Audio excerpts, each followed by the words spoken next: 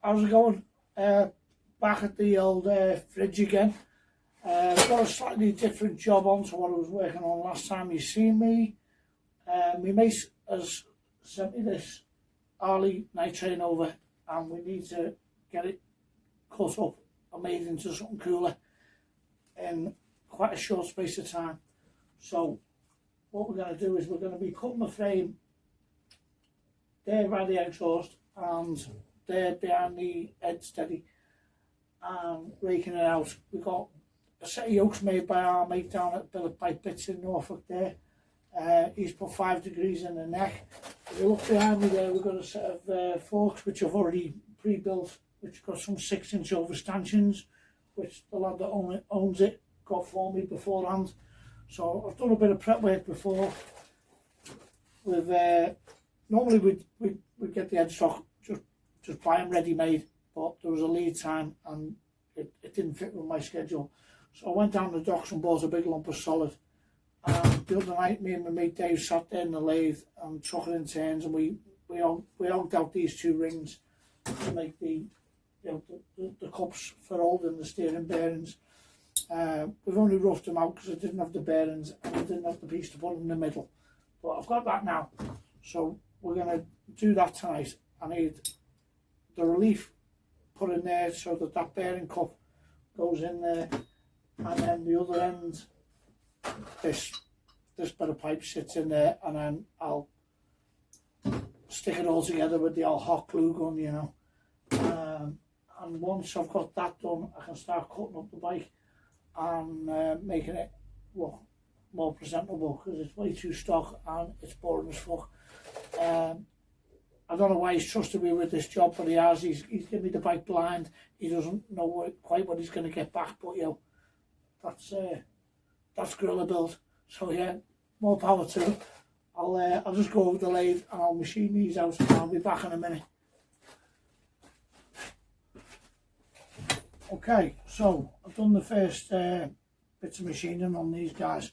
They're both set now so that they can take the bearing cups, and the other end, so there's a step there, is machined out, so that'll be a nice sort of knock fit onto that tube once that's been cut to length.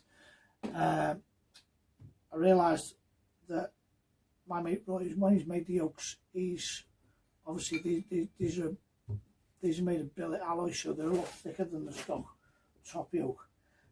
He's actually made he's actually gone to the trouble of making the stem 15mm longer to take that into account. He's a tried and tested CNC guy with this stuff, so he has done these before. I've also noticed another little thing. I was going to take that bearing off there to get the dust seal out, but then my bearings have built-in dust seals anyway, and I've test fitted the bottom yoke into the stock frame, and there's a good bit of clearance there, but our bearings have got like rubber seals on the bottom, so I don't need that dust thing. And the way the Roy's made them is the bearings go on there real neat fit, so you can pretty much like rattle them off within reason. You know, it's a real exact fit. Not like where you have to chisel them off like on some stockers and that. I've also found that this recess he's got here is smaller than a stock frame, so I'm going to have to, on one of them, machine a little lip on here so that sits in there. So that's something to bear in mind if you're using aftermarket yokes and you're making your own headstock. You might have to just think ahead a little bit and try and test fit everything at every stage in case you trip over something like this. I've also noticed as well that, I'll bring it over here and show you the bike. Hang on 1 second.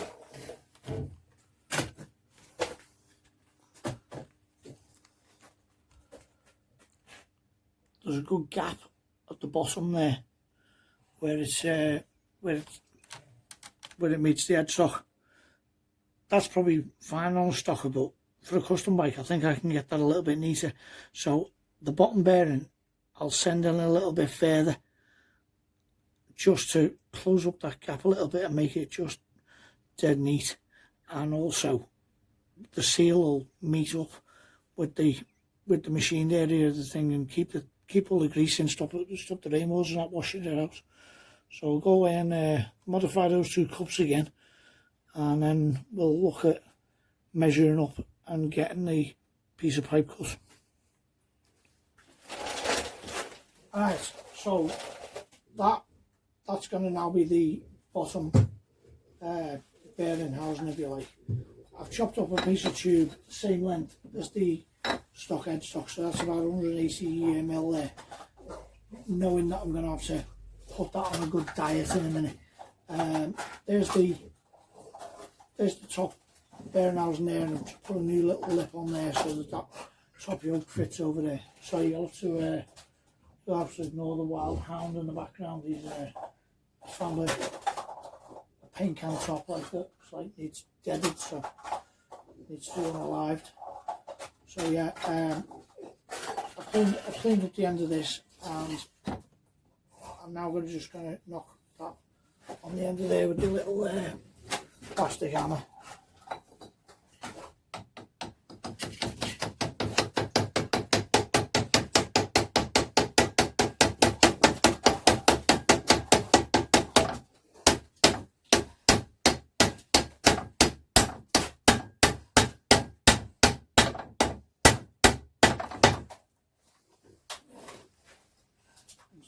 There.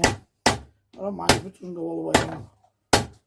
I can adjust that on the top one.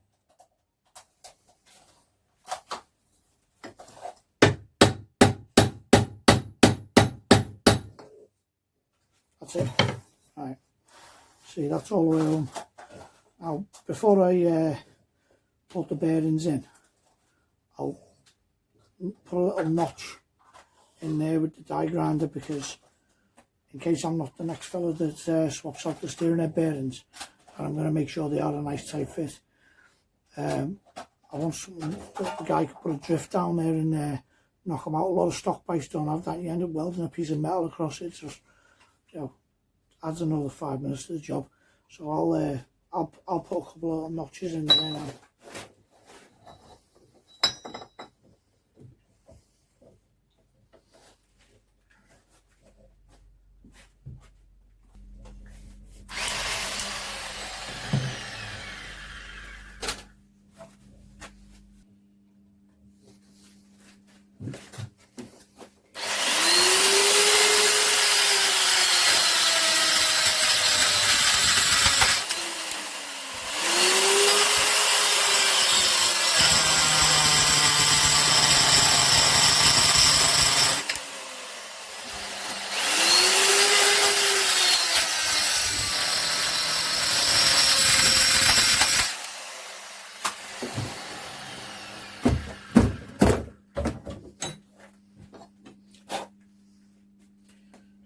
So I don't know if you can see that.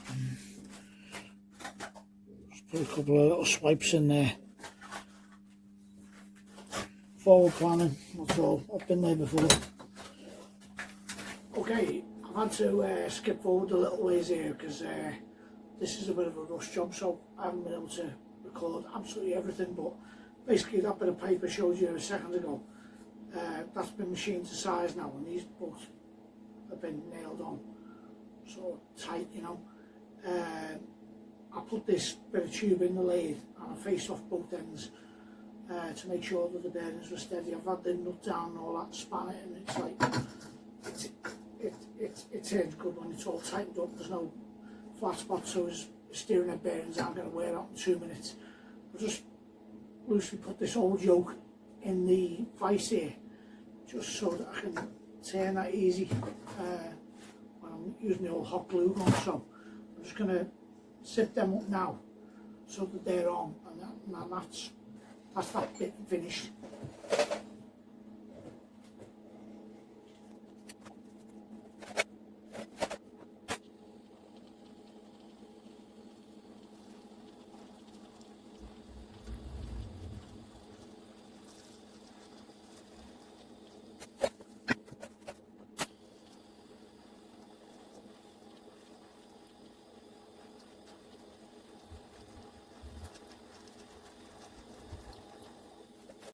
Okay, give that a little minute to cool down.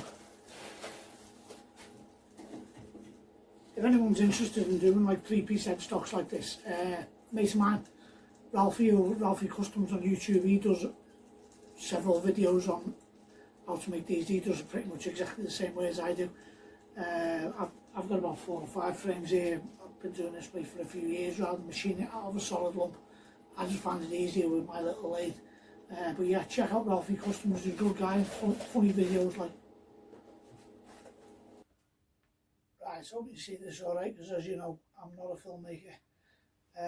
Yeah, another little fast forward with it. As you can see, I've mocked up the front end with the new yokes here with the 5 degree in the stem there. And in the interest of like rushing forward last night, we had to start making it round before we couldn't do any more. So while my mate was making some bits on the lathe, I measured up and I cut like this big bit off because we don't need that anymore. Ours is going to be way cooler. But it leaves us with the problem that I've got a bit of round tube that I want to send between here and the headstock. And this is a square tube, so we made this, we machined this round to fit the round tube and then filed it down so that we can knock that in there and weld it up and have a good solid slug, but with like a 22mm hole in the middle of it that we can weld all the way around. A couple of puddle welds here, cut this off here, and we made a couple of these. These have got a 3/4 inch hole through the middle. One end's inch, the other end's about 23 and change. Where that's going to sit in that tube. I mean, I can't even push it in there just now, but it does fit. That's going to be a good tight fit. Then the tube that I've bought, this CDS stuff, that's going to fit in there again, good tight fit. I'll drill this and we'll puddle weld that. So watch this space, because as soon as my mate gets back, probably when it's daylight, we're going to start chopping this tube to length and making this thing back into a motorway so that my mate can ride it in 2 days. So yeah, bear with us, we'll be back.